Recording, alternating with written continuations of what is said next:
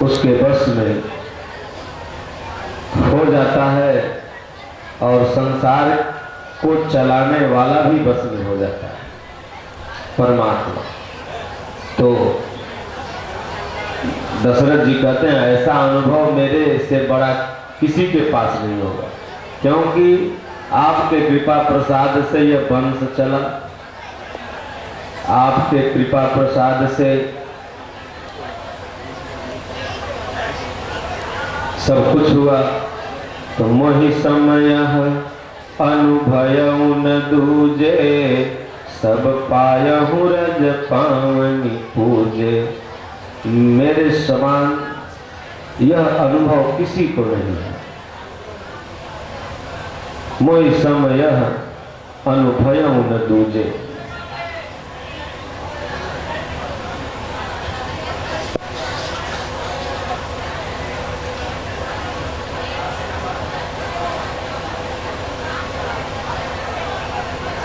रणधीर सिंह, कौन है रणधीर सिंह? कहाँ है? बता देंगे लास्ट में, अभी कथा चल रही है बीच में।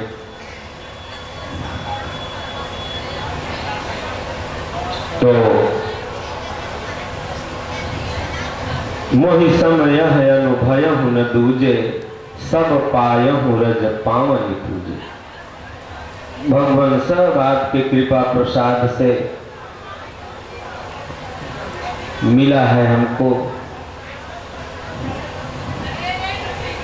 गुरु ने कहा उत्तम विचार। पूरे अयोध्या में बात फैल गई। गुरु का आदेश तो मिलना था, डुगडुगिया पिटा गई कि राम कल राजा होंगे। बोले भाई जब शुभ काम है तो उसको जितना जल्दी कर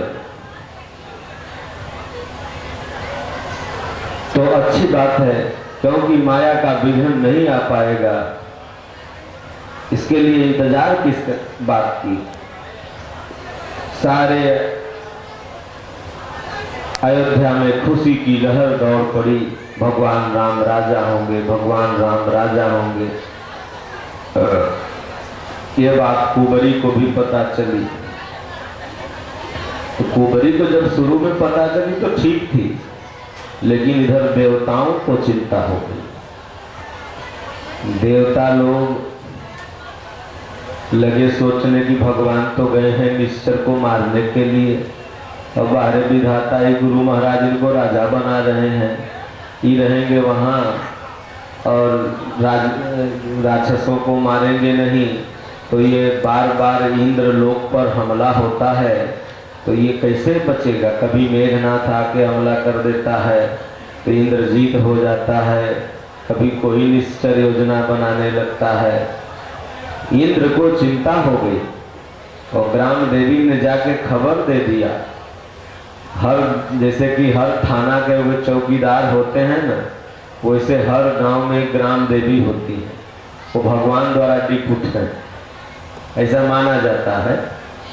तो वो देवी जाके देवताओं को बता दी कैसे ऐसे बात है, राजा राम कल बनने जा रहे हैं। सब देवता लोग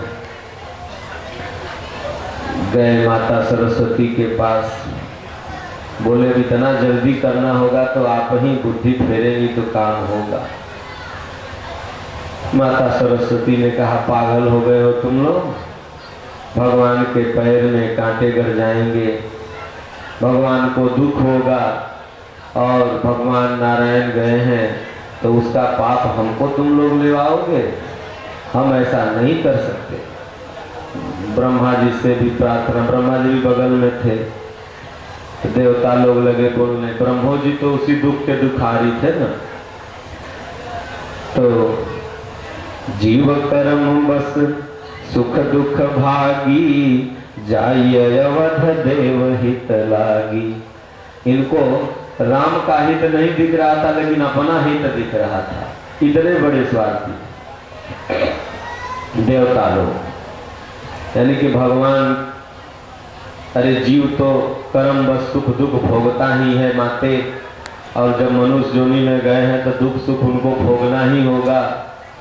इसलिए आप कृपा करके जाएं और आप ही अब इस काम को बना सकती हैं, क्योंकि अब 10 बज रहा है और सुबह होने में 6 बजने में बहुत कोई ज़्यादा समय नहीं है।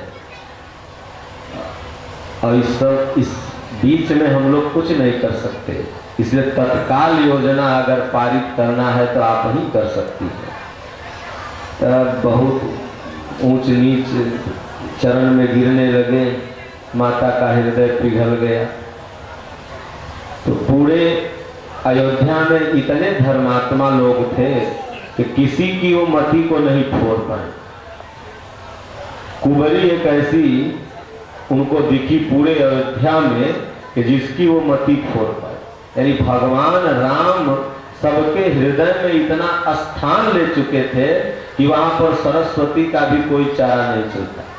वो कई बार किसी की मति फोड़ने की कोशिश की, लेकिन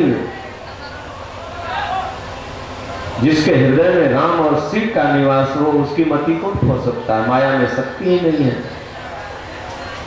तब कुंवरी के मति में जब हुआ तो कुंवरी को लगने के मैं कैकेयी का दासी हूँ, उसके साथ कैकेयी नरेश ने भेजा है और भरत को राजा बनना चाहिए, राजा राम को नहीं बनना चाहिए।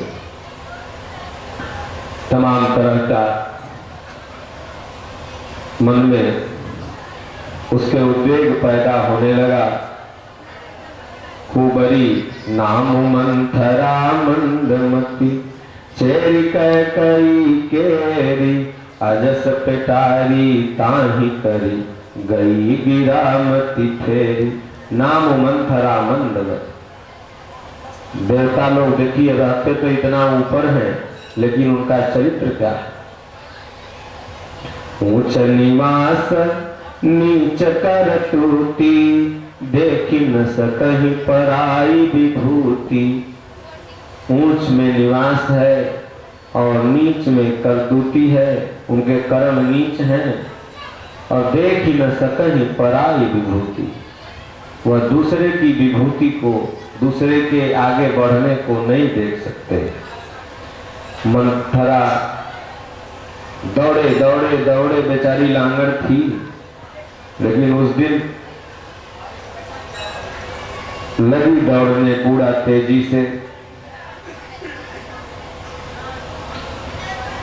और लगभग 2-3 बजे रात तक, 2-1 बजे रात तक पहुंच गई। कैकेयी बोली बड़ा हाफत हाफत आ रही है, क्या बात है? हाफते हाफते बोली कि राजा भरत बनना चाहिए, राजा राम कैसे बन गया? तुमको दासी बना लेंगे। कैकेयी बोली चुप, घर फोड़ी कहेगी।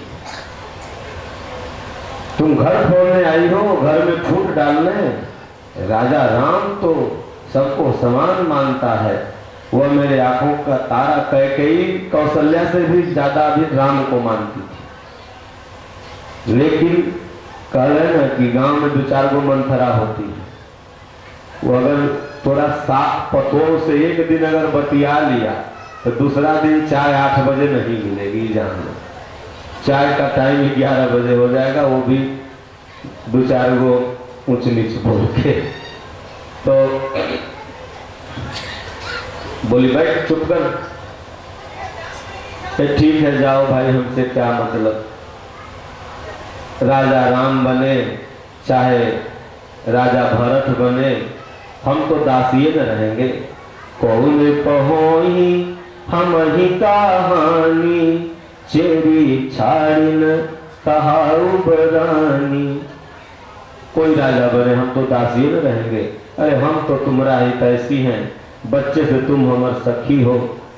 हम सोच रहे थे कि कौशल्या तुम्हारे ऊपर अपना दाब न चलाए, इसलिए हम सोच रहे थे कि तुम रानी बन जाओ, महारानी तो है ये हो, और कहीं राजा राम बन जाएंगे तो कौशल्या का चलने लगेगा। अब तुम करना, झाड़ू लगाना, पोछा मारना, दासी की तरह बैठी रहना। तो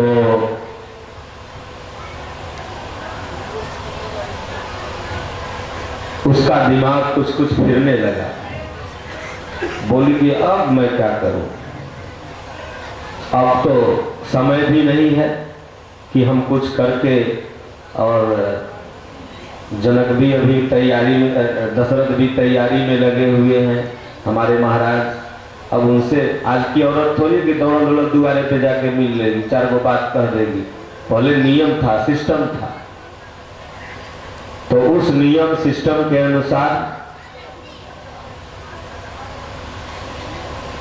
अब तो उनसे मिल भी नहीं पाएंगी, वो तो तैयारी में लगे हैं।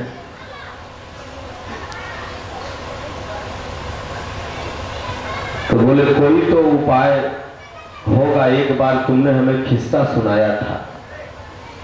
बोले क्या किस्सा था? बोले वही जब देवताओं से युद्ध हुआ था तो तुमने जब एक बार फंस गए थे दशरथ, मृत्यु को प्राप्त हो जाते, तो तुमने ही प्राण बचाया, और उसी के बदले में तुमको 2 वर दिए थे, और तुमने कहा था कि समय आएगा तो मैं मांगूंगा। आज वो समय आ गया है, वहीं वर मांग लो। बोले ठीक। वो जाके कोप भवन में बैठ गए। जैसे आज भंडार गृह है, किचन, शयन कक्ष, बेडरूम, ये सब अलग अलग होता है, उस तरह से पहले कोप भवन भी हुआ करता था। यानी कोप भवन में जाने के बाद लोग समझ जाते थे कि गुस्सा से इसमें बैठे हुए। तो राजा दशरथ आए, सबसे प्रिय रानी थी। 2 बजे करीब रात में बोले कैकेयी किधर गई? कैकेयी तो उधर सांप की तरह लौटी हुई है, सांस तेजी तेजी ले रही है। बोले क्या हुआ, क्या बात है? इतने सुख की घड़ी में कल हमारा राम राजा बनेंगे और तुमको इतना दुख, क्या हो गया? अरे किसी ने कुछ कह दिया क्या? हमने तो तुमको कुछ नहीं कहा, प्रिय चुप बैठ, बोलबे न करे। इधर से करवट इधर ले ले, उधर से करवट उधर ले ले।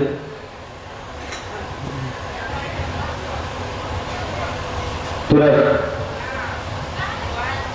राजा बोले कि बताओ, कहूँ कहीं रंग कहीं करहूँ नरेशु, कहूँ कहीं नृपहि निकालहूँ देशु। बोलो, तुमको जो दुख दिया होगा ना, अभी उसका कहो तो सर धड़ से अलग कर दो, और अभी तुम अगर कहो तो किसी रंग को राजा बना दो। जो कहो, अभी अगर कहो तो किसी राजा को रंक बना दो। बोली नहीं, ये सब हमें कुछ नहीं कहना है। तो कहना क्या है?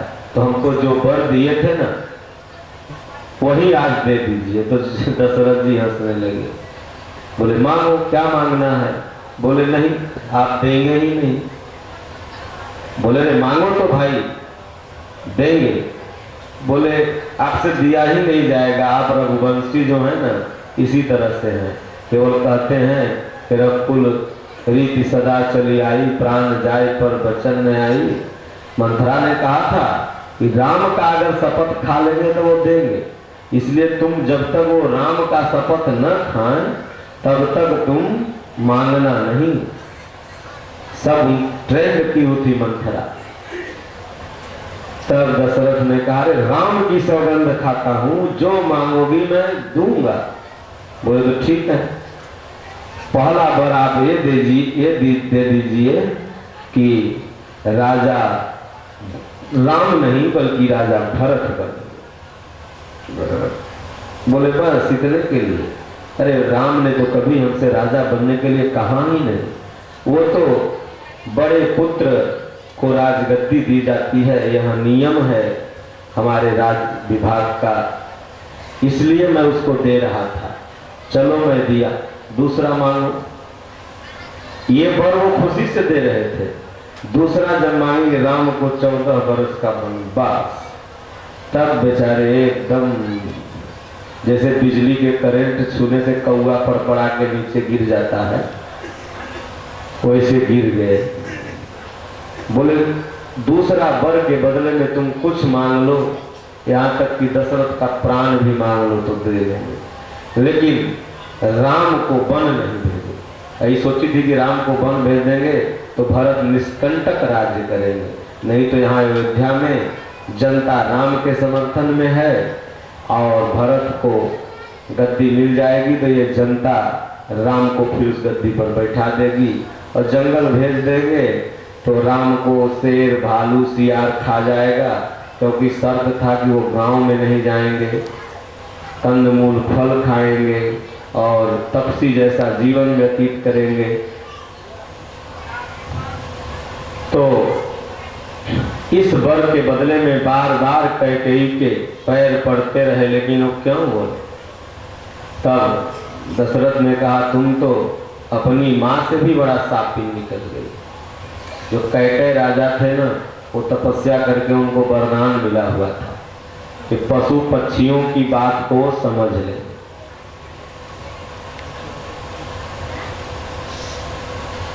लेकिन साथ ही ये वरदान था कि अगर इस बात को समझ के किसी से बता देंगे तो वहीं मर जाएंगे। तो कैकेयी अपनी पत्नी के साथ जा रहे थे गंगा स्नान करने, तो वहाँ एगो बकरा बकरी से